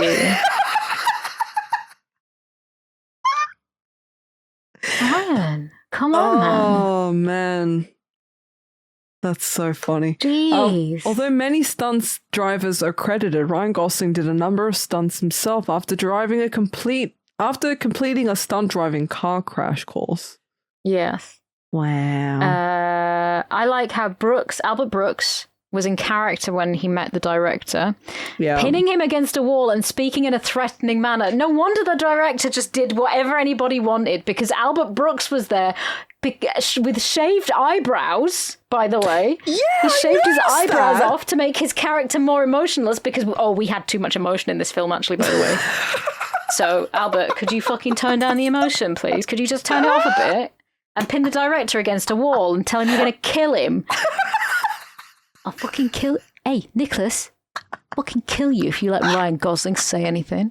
All right. Ron Perlman won the role of Nino after explaining to Nicholas that he wanted to play a Jewish man who wants to be an Italian gangster because that's what he is, a Jewish boy from New York. Did Nicholas do anything? Nicholas, did you help? What did you do? They made me bring the coffees. I brought some coffees. Gosling's performance is marked by the minimalist dialogue, with Driver only speaking a few words at a time, if at all. In the entire film, Driver only speaks 116 lines, with a total of 891 words. Honestly, it sounded a bit more like 3 or 4 lines. To be honest. Oh my god, one of the trivia about the woman who sued them. Although this is a quiet crime thriller, the trailers gave the impression that it was a car chase film like The Fast and Furious. One woman even sued because she did not get that sort of film. Yes! Go Queen. Oh, okay. Wow, okay, this is the only thing that I respect this director for. And I didn't know this, but the film inspired the video game Hotline Miami. Makes sense. I fucking love Hotline Miami so much. Yeah, but I mean, it's not anything like Hotline Miami. Yeah, exactly. Yeah. Also, like, it's just GTA. Like, it was GTA. It wasn't it in the beginning, especially. Remember how it's exactly the way that I play GTA, where I just fuck about. Yeah, I don't do anything. I run over as many pedestrians as I possibly can. Exactly. Like, in the beginning where he's like doing the getaway, but he's like driving really calm to not arouse any suspicion. I'm hiding from the police until my stars go away. Yeah, get the fucking levels down. That shit is so funny. Oh my god. I don't think I've laughed this much. Here's another one, right? Despite the elaborate and realistic images of Los Angeles, Nicholas Winding Refn has no knowledge of the sea. He don't even know the fucking sea. Nicholas read the first screenplay, he was more intrigued by the concept of a man having a split personality, being a stuntman by day and a getaway driver at night, than the story itself. And I didn't even get the fucking split personality very much. I did a little tiny bit. There was a twinkle of a split personality there. What? Nicholas, I almost didn't get the job. And the film might not have happened. Wait, did you just say that the main character was meant to have a split personality? Yes. He didn't even have one! He didn't have one personality! What are you talking about? Maybe they meant by, like, a split personality in that he had half a personality. Oh my god, this is great. Ryan Gosling and Refn have both talked about their terrible initial meeting. Refn was so sick and delirious, which Gosling interpreted as a lack of interest. During the car ride home, REO Speedwagon came on the radio and Refn started singing along and bawling, then turned to Gosling and said, the movie is about a guy who drives around LA at night listening to pop songs. If that song hadn't come on the radio, the movie might not have happened. I'm going to shit my pants, dude. I'm going to fucking... Oh my god, what the fuck is this director? What's he doing? This director just feels like it's just like chance happenings. He just lets things happen to him. You know that episode of The Simpsons where there's Frank Grimes, who works really, really hard and he never gets anywhere. He's got the worst fucking look. And then there's Homer Simpson, who's got a fucking amazing job, a hot wife, 3 kids, a big fucking house, and keeps getting promoted. That's Nicholas Winding Refn. Yeah, now he's best buds with Hideo Kojima and they hang out all the time. They hang out. I'm not even fucking kidding, dude. Oh my god. Oh, you can't even make this shit up. Now I'm tempted. Oh, I gotta do it. I gotta put the Neon Demon. I gotta do it. I have to. Listen, we gotta do films that we like and films that we think, man, this is worth the discussion. I don't know whether this was even worth the discussion, I could have screamed for 2 hours and it would have been like really cool. Oh, here we go. Though. Nicholas Winding Refn was inspired by films such as Point Blank, Two Lane Blacktop, The Driver, and Thief. What happened? Where was the inspiration? I didn't get any inspiration from anything. He took it all, put it in a blender. It's like those people, they take spaghetti, right? And then they put it in a blender. And then drink it. And then no, they don't drink it. The heist cream vans here. I hear it. Can I have one? I want one too. It's like those people who like rage bait. They take ready spaghetti and they put it in a blender and then they blend it, put it back in the pot. Right. Yeah. They put water in. Uh-huh. Right. And they then put it out into dough and then make spaghetti out of the spaghetti they blended. That's what Nicholas Winding Refn does. But what he did was he put the spaghetti in the blender, he blended it, and then he forgot about it. He just forgot that he ever did that. And then he came back 3 days later and he started trying to feed it to people. And they said, no, this is not, I mean, there's something there, I guess. It and seems like everyone else did the job, did the work but him. Yeah. It doesn't seem like the IMDb trivia does not make him look good at all. Like, at it really all. does not. It really. Oh god, this was so funny. I've not laughed this hard during a fucking YOMP episode. This was the best trivia I've ever read. Yeah. It's incredible. It's incredible because Carey Mulligan dropped out of Violet and Daisy to do this film. Really? And Carey Mulligan also lived at the fucking director's house during this. Stop! What do you mean, dude? I don't know what that means. What does that mean? That's so creepy and weird. I don't like that. Wasn't Carey Mulligan with Heath Ledger? Wasn't she like with him before he? I don't know. Well, I wouldn't expect that she was with him after. Shut the fuck up. Oh no! This is the one. No, this is it's the not nail. Carey. Sorry. It is.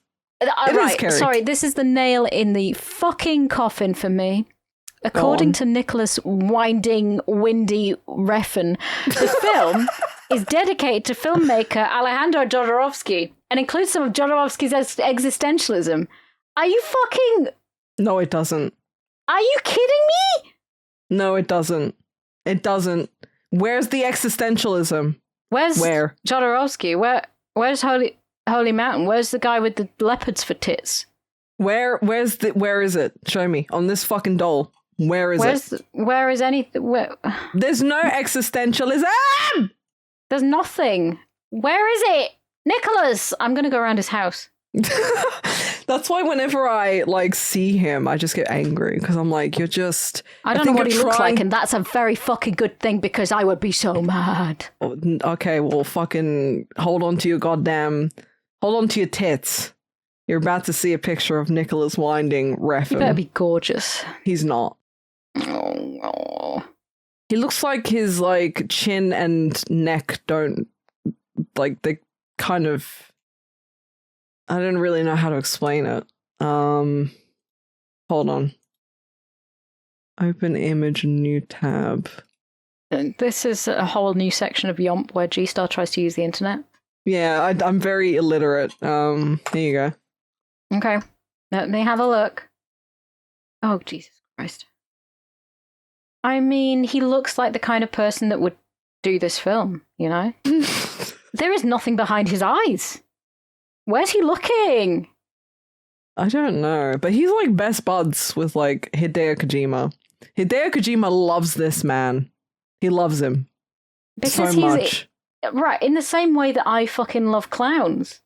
Yeah, but Kojima's a fucking celebrity ass kisser. You know what I mean? Bless him. Yeah, that's true. He loves to suck off celebrities, and it's this man is not a celebrity. Well, he likes directors as well. He has Guillermo del Toro. Oh my god! Did you not know that? That's no, wait. I'm just reading something else. Lauren Landon co-starred in Maniac Cop. I fucking love Maniac Cop. And director Nicholas Winding Refn of this film is in negotiations to direct a new Maniac Cop. Please don't direct a new Maniac Cop. I think I found one of Booth's Don't fucking do shit it. list directors. Don't fucking do this. Oh my god. I'm putting Maniac Cop on my list, by the way. Ooh. I've just decided. It was either this or Trances. So it's got to... Oh, which do I do? I'm going to flip a coin when we do the rolling. Yes. Okay? Because that's what I do when I can't decide. Well, I'm going to put Neon Demon because I need you to suffer with me. Do you want to know something really cool? Ryan Gosling described the film as some kind of crazy cross between Blue Velvet and Purple Rain. Is he just talking about colours? Like, does Maybe. he just not know? Maybe. Does he just not understand? I think so. Blue I think he sees Velvet and colours. Purple Rain. He's just like Neon me. Demon. He's just like me for real, for real. For real, for real. Like fucking Keanu Reeves is in Neon Demon, and he is like bless him, he can't really act, but he can't act. But he's underutilized, and like it's just this. Ugh, I hate the Neon Demon more than Oh no, Drive. we're going down a different path now. Yeah, it's bad. I mean, I'm gonna have to start thinking of films that I think it's seen. more entertaining in some this aspects. is the thing. Yeah. I'm trying to think because there are a lot of films that I absolutely despise, but like I want to be able to talk about them and why I despise them, right? Yeah, well, just like with this, I fucking hate this film, but we were still able to be constructive, right? Yes. This was garbage. What did you rate it? Oh god, okay. 1. If I had to, it's a 1. A 1. I did rate it slightly higher. Okay. I'm giving it like a 2, I think. Yeah, that's fair. Because I liked the effects of it. Yeah. And, like I did end up getting excited slightly towards the end because there was something actually happening. Yeah. You know, like by contrast, you know, like where it's like, oh, nothing's happened to me all day, and then finally, like there was a bee that landed on me. That was a good day. That was a good bit of the day. That, or like when you've been shitting yourself for 3 days straight, and finally you stop shitting yourself. Nothing else happens, but you know. Yeah, it's notable. It's of note. I've just seen the poster you just did. That's beautiful. I'm going to put that on... yeah. I'm going to put that on... Something really cringe, I don't know. And then the tagline is, what a waste of petrol. Oh, that's fucking beautiful. Now that's art. Fucking waste of petrol. Woo-hoo! Hey, Hideo Kojima, you could be my friend if you wanted to be. I have more personality than you'll know what to do with. Yeah. Like Kojima's clever, and he's clearly, you know, he's a fucking crack demon in terms of his vision, but you know, he does miss sometimes. He said The Substance was a good movie, and it really fucking isn't, you know? Look at this cat. I'm just browsing Instagram. Look at the size of that. Oh. That's a rotund little baby. I think her name is Kugel. Oh. Daily Kugel. She is fucking... She looks like a Kugel. Follow. She is this really fat tortoiseshell cat. Oh, what a baby. God, she's round. Yeah, that's that one. And I just scroll through Instagram while I'm recording YOMP going, that's a good fucking cat. Fair enough. That's valid. A fucking cat. It's better than thinking about the movie Drive. I'll tell you that much. It certainly was an experience. I will say that much. Mm-hmm. So in terms of... So we're adding to your list. Yeah, fuck it. Add it, I guess. We've got Crocodile Dundee, Mr. and Mrs. Smith, Princess Diaries, Blade Runner 2049, Cool World, and now Neon Demon. Yes. There is a theme emerging again. I don't know whether you... I see the theme. Yes, I'm onto it. I'm just working out my personal. Yeah, because it's your list this week, my baby. List today, and we're very excited. So we took Labyrinth off because we already watched that, which is a crying shame. I have Dreamscape, Total Recall, Cemetery Man, Under the Silver Lake, Napoleon in Mep. I got tired of typing at that point. And I do have my additional list, okay? And I think, like, I'm really very tempted. Actually, you know what? I'm just going to check if it's on anything, because I think this would work so well. Considering how... Yep, I'm adding Santa Sangre. Okay. It was directed by Alejandro Jodorowsky and written by him as well, and yeah, there you go. It's I've been meaning to watch it for fucking ages. I like this film. Oh, we have some new Patreon pledges as well. Do we? Yeah, that's fantastic. We got some Giga Yompers. Thank you very much. You'll get your special shout out at the end of this episode. Do you want to put the shout out here? Like, we could totally put the shout out in the middle before the roll. You know? We bloody well can, you know? That's a good idea. Because we appreciate them so much. We want you to know who they are. We want you to be able to look at them in the face and go, You're pretty fucking cool. Oh. You sounded like an Australian there. You calling them a cunt. Bloody god cunt, you. Oh, bloody hell, mate. Bloody hell. Thank you so much. Honestly, that is just incredible. Thank you to Dan, Steve, Lawrence Thibodeau, Scott 5877, I'm a Robot, Luck, and Enki13. Thank you. You guys are amazing, and we appreciate you so much, and it just shows your faith in us and the content that we make on YOMP. Yeah. We appreciate that, you know. It means a lot. I'm a fucking piece of shit all the time, and you're still doing this. Wow. Also, I'm pretty sure I've just seen that you can gift Patreon subscriptions. Can you? I think that's what I just saw. Interesting. What is that she sees? I don't know. What is that? That's interesting though. That is interesting. I will be putting my artwork on there. I didn't have any notes for this one again. I just put he's fucking mumbling. Listen, I do take notes typically, but this just did not Her brain started melting out of her nose. I tried. I got 4 paragraphs in, and then I just defaulted to factory setting of this fucking movie. She rebooted. She was. You could hear the Mac boot up noise. Yeah, I kept saying this fucking movie, and then Joe kept saying I drive. So I drive. I just couldn't wait for it to be over. Jesus. Man. But in the meantime, yes, thank you to those who have pledged to the Patreon. You can pledge at any of the tiers, but the highest tiers get a shout out. We're probably going to be trying to do the shout outs a bit earlier in the episode, just to give you guys the recognition that you deserve. Because you do deserve it.